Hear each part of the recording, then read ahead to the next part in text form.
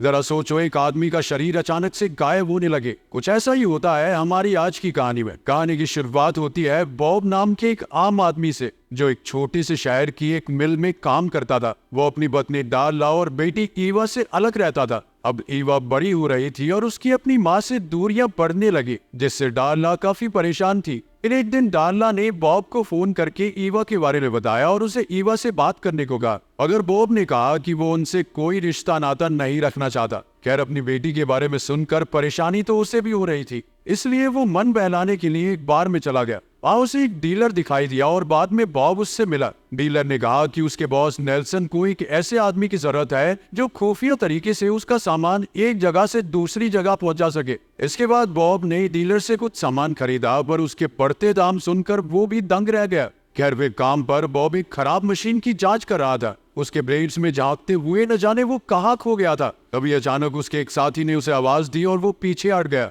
बाद में बॉब ने अपने बॉस से कहा कि उसे कुछ दिनों की छुट्टी चाहिए और वो अपना सामान बांधकर निकल पड़ा। लेकिन रात होने पर अचानक उसे काफी कमजोरी महसूस होने लगी और उसकी गाड़ी सड़क से हटकर पोल से जा टकराई। जैसे तैसे बॉब की जान बची और बॉब ने नेल्सन को फोन करके खबर दी। फिर वो पास की कैफे में गया और सीधा वॉशरूम में पहुंचा। उसने फटाफट अपने हाथों से खून साफ किया और फिर अपने पेट का जख्म देखा। तब हम देखते हैं कि उसके पेट की स्किन तो गायब हो रही थी। फिर बॉब ने अपनी मरहम पट्टी की और जल्द ही नेल्सन वहां आ गया। बॉब के पास गाड़ी ठीक करवाने के पैसे नहीं थे, इसलिए नेल्सन ने कहा कि अगर वो उसका सामान पहुंचाने का काम करेगा तो नेल्सन उसकी गाड़ी ठीक करवा देगा। आखिरकार बॉब मान गया और नेल्सन उसे अपने साथ घर ले आया। फिर नेल्सन ने पास के एक जंगल में जाकर एक भालू को गोली से मार डाला और फिर उसका सर एक डब्बे में रख दिया। फिर अगले दिन उसने ये डब्बा बॉब को दिया। असल में इस डब्बे में भालू के अंग थे जिनकी कालाबाजारी की जा रही थी। बॉब ने देखा कि उसकी गाड़ी ठीक हो गई थी और वो तुरंत ही काम पर निकल गया। फिर शाम को वो डार्ला के घर पहुंचा तो डार्ला ने बताया कि ईवो आज रात अपने दोस्त के यहाँ रहने वाली थी। अगली सुबह बॉब वो डिब्बा पहुंचाने निकला ही था कि ईवा घर लौट आई।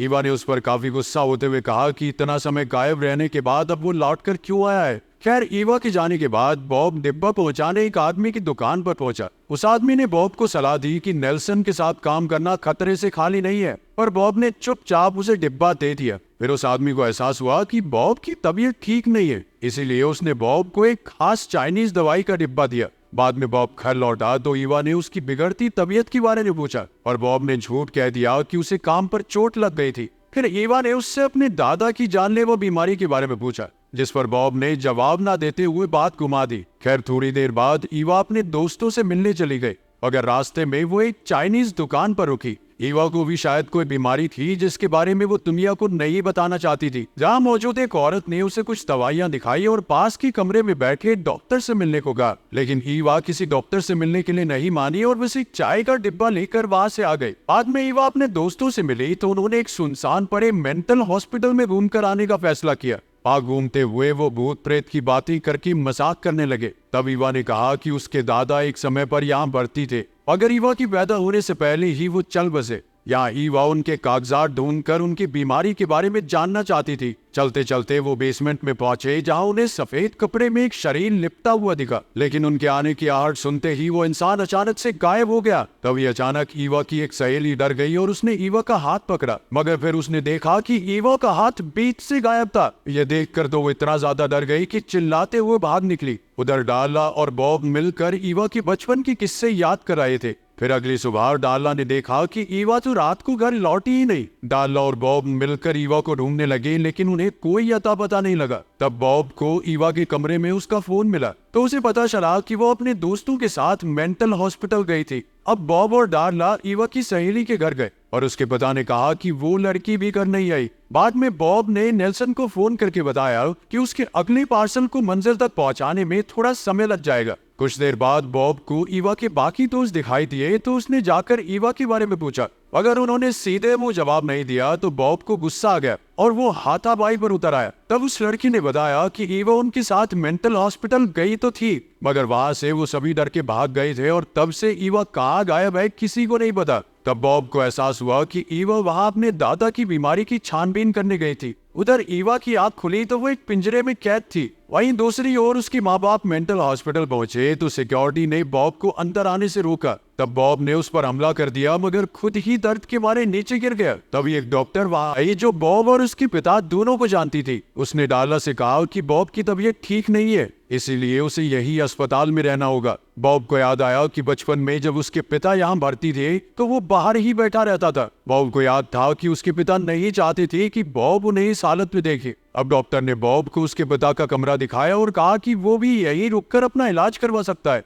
मगर बॉब ने इनकार करते हुए कहा कि ईवा को उसकी जरूरत है, लेकिन फिर भी सिक्योरिटी गार्ड्स ने उसे जबरदस्ती कमरे में बंद कर दिया। फिर रात को अचानक उसकी आंख खुली तो उसने देखा कि दरवाजा अपने आप खुल गया था और पास के टेबल पर मेन गेट की चाबियां रखी थी। बॉब तुरंत वहां से भाग निकला और डार्ला के घर पहुंचा, मगर डार्ला वहां नहीं थी। अभी नेल्सन ने उसे फोन करके धमकाना शुरू कर दिया कि अगर उसने समय पर पार्सल नहीं पहुंचाया तो उसका परिवार अपनी जान से हाथ धो बैठेगा। इससे बॉब और परेशान हो गया और ईवा की सहेली के घर पहुंचा। वो लड़की अब घर वापस आ गई थी। उसने बॉब को बताया कि वो ईवा का सच जान चुकी है क्योंकि उसने ईवा का गायब हाथ देख लिया था। फिर उसने बॉब को ईवा का एक बैग लौटाया और बॉब को उसमें चाइनीज चाय का एक डिब्बा मिला। उसे याद आया कि ये वैसा ही डब्बा है जैसा उस दुकानदार ने उसे दिया था। अब बॉब सीधा उस दुकानदार के पास पहुंचा और उससे अपनी लापता पत्नी और बेटी के बारे में पूछा। उस आदमी ने कहा कि हालांकि वो गैर कानूनी धंधे करता है, लेकिन वो भी एक पिता और एक पति है। वो कभी किसी इंसान को अगवा नहीं कर सकता। फिर उसने बॉब को उस चाइनीज दुकान के बारे में बताया। वही हम देखते हैं कि कुछ अनजान लोग ईवा की जांच कर रहे थे। वो उसके जख्मों को कुरेद रहे थे जिससे ईवा को भयानक दर्द हो रहा था। कुछ ही समय में बॉब उस चाइनीज दुकान पर पहुंचा और वहां मौजूद औरत से अपनी लापता बेटी के बारे में पूछा। वो औरत थोड़ी घबरा गई लेकिन उसने बॉब को सच नहीं बताया। तभी बॉब की नजर दुकान के पीछे मौजूद ईवा की साइकिल पर पड़ी और उसने अपनी टोपी उतार दी। उसके आधे सर को गायब देखकर औरत की तो होश ही उड़ गए। वो समझ गई थी कि ईवा भी बॉब की जैसी ही है। उसने अचानक डॉक्टर के कमरे की ओर देखा और बॉब इशारा देखते ही कमरे की ओर भागा। रास्ते में उसने अपने कपड़े उतार दिए। फिर वो बेसमेंट में पहुंचा जहां उसे डॉक्टर और उसके असिस्टेंट मिले। बॉब ने तुरंत उन पर हमला कर दिया और ईवा को रिहा करने की मांग की। तभी उसे पिंजरे से ईवा की आवाज सुनाई दी। बॉब उसके पास गया और उसका आधा शरीर गायब देखकर ईवा बहुत डर गई, मगर बॉब ने उसे जैसे तैसे शांत किया। उसने पिंजरा खोलकर ईवा को आजाद किया और उसके साथ बाहर निकला। बॉब और ईवा तुरंत घर पहुंचे तो डार्ला ने देखा कि बॉब तेजी से गायब हो रहा था, इसीलिए वो फटाफट उसकी देखभाल में जुट गई।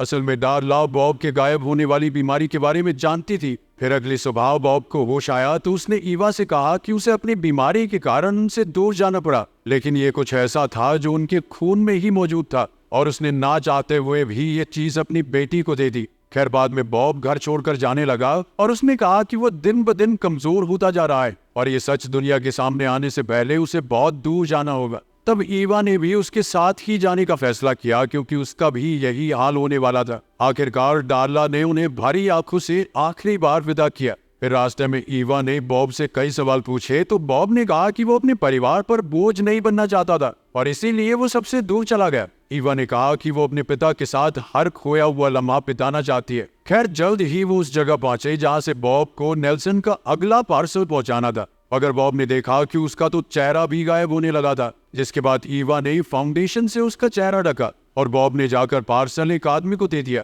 फिर जल्द ही वो बॉब के घर आ गए। बॉब ने ईवा को वो चाइनीज चाय वाला डब्बा दिया और ईवा ने उसे चाय बनाकर दी। फिर बॉब ने कहा कि यहाँ वो शांति से रह सकती है क्योंकि यहाँ के लोगों को किसी के गायब होने से कोई फर्क नहीं पड़ता। वहीं दूसरी ओर जब नेल्सन ने पार्सल खोला तो उसमें तो बस लोहे की कीलें थी। वहीं घर पर बॉब तेजी से गायब हो रहा था और आखिरकार उसने कहा कि उसके जाने का वक्त आ गया है। एक बार को उसने मिल में जाकर कुछ गलत करने की भी सोची, लेकिन ऐन वक्त पर उसने अपना इरादा बदल दिया। उधर नेल्सन जबरदस्ती बॉब के घर घुस आया और ईवा के सर पर बंदूक रखकर बॉब का पता पूछा। ईवा ने कहा कि बॉब उसे घर बेचकर चला गया है, पर नेल्सन जानता था कि बॉब का सामान अब भी वही था। अब उसने बॉब की गलती की सजा ईवा को देने का फैसला किया, मगर अचानक किसी ने उसे धक्का दे दिया। तब ईवा को एहसास हुआ कि उसके पिता पूरी तरह गायब होने के बाद भी उसकी रक्षा करने आए थे। कुछ ही पलों में बॉब ने नेल्सन को जान से मार डाला। फिर बॉब ने ईवा से वादा किया कि वो कभी भी उसे अकेला छोड़कर नहीं जाएगा।